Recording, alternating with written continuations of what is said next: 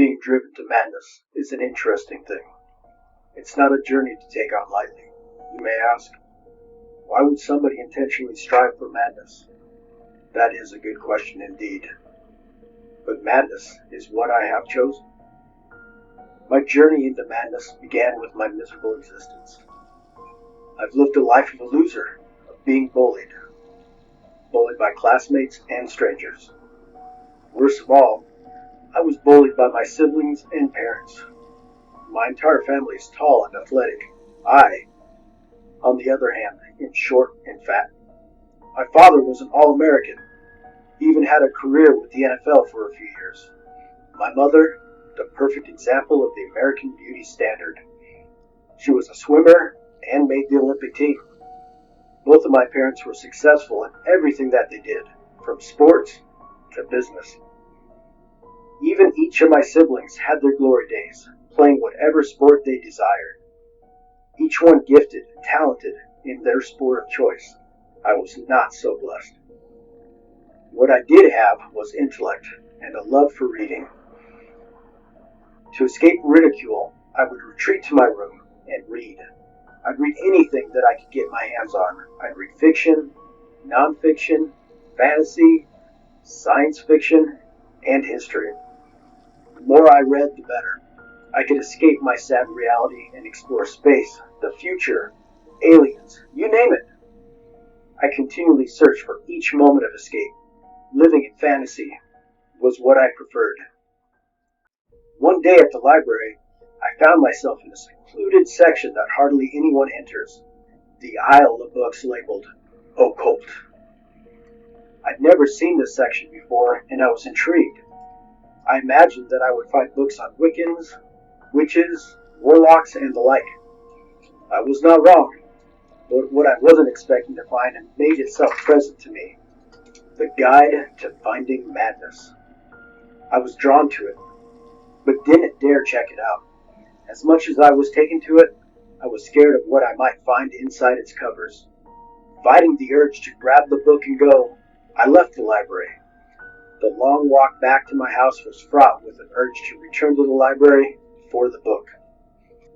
My evening at home was no different than all the rest.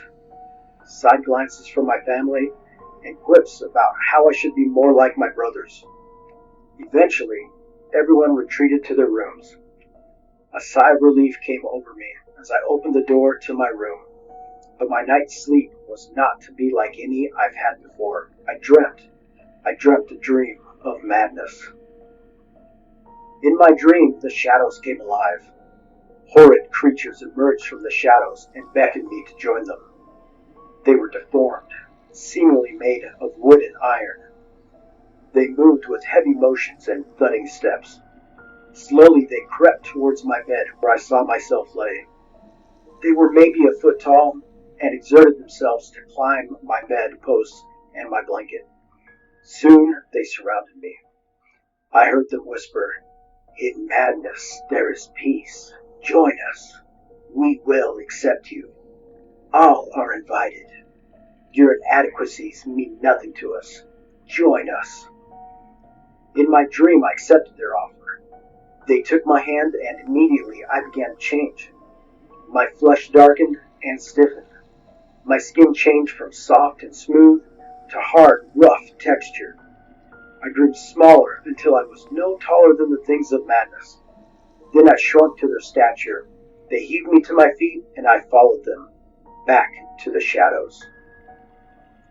I awoke to my alarm the next morning in despair. I didn't want the dream to end.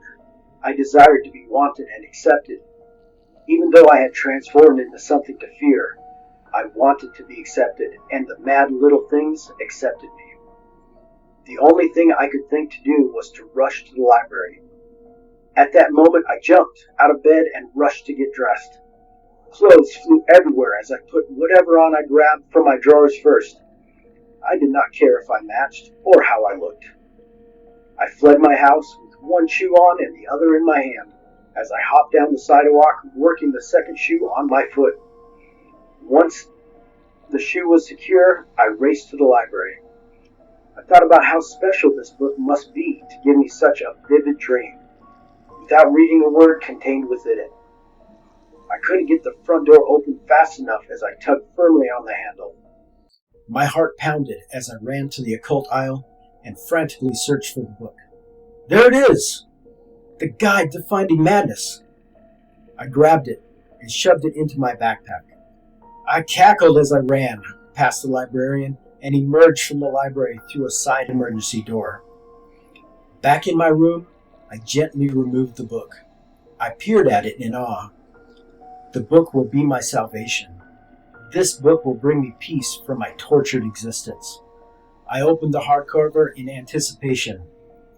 There must have been over 500 pages of paper in the book, but as I flipped through the blank pages, I found only one sentence. Welcome to madness. Immediately the lights went out, and the glow of the sun through my window created wild shadows throughout my room.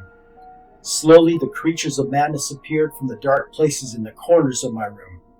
I stood up, and I walked towards them. I began to shrink with each step I took. My movements became labored as my body changed from flesh to wood and iron.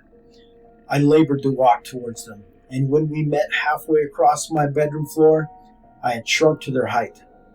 I reached out to them, and they took my hand. Together we disappeared into the shadows.